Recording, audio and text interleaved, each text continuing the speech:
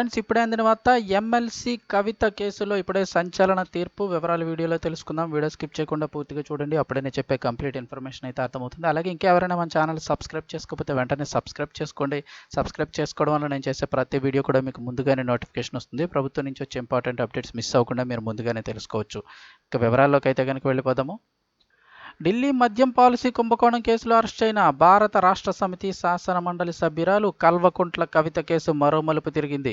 Bail కోసం ఆమె దాఖలు చేసుకున్న పిటిషన్లపై ఢిల్లీ రోజ్ అవెన్యూ న్యాయస్థానం కొద్దిసేపటి కిందటే ఆదేశాలను జారీ చేసింది.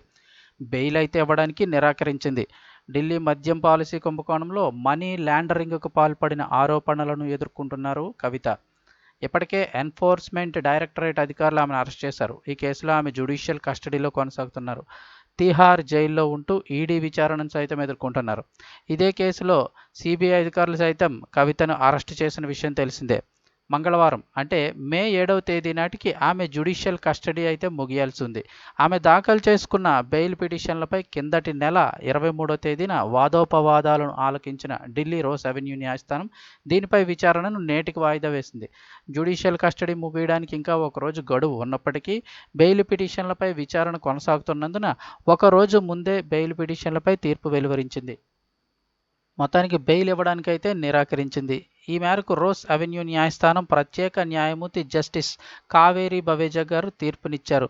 ఫలితంగా జ్యుడిషియల్ కస్టడీ ముగిసేంత వరకు కూడా ఆమె సిబిఐ, ఈడీ అధికారుల విచారణను ఎదుర్కోవాల్సి ఉంటుంది. ఢిల్లీ మద్యం పాలసీ కుంభకోణం, మనీ లాండరింగ్ కేసుల్లో మరింత లోతుగా దర్యాప్తు చేయాల్సి ఉందని, కవిత ప్రమేయం ఉన్నట్లుగా నిర్ధారించిన నేపథ్యంలో మరింత సమాచారాన్ని ఆమె నుంచి రాబట్టాల్సి ఉందంటూ సిబిఐ, ఈడీ అధికారులు అయితే చెప్తూ ఉన్నారు.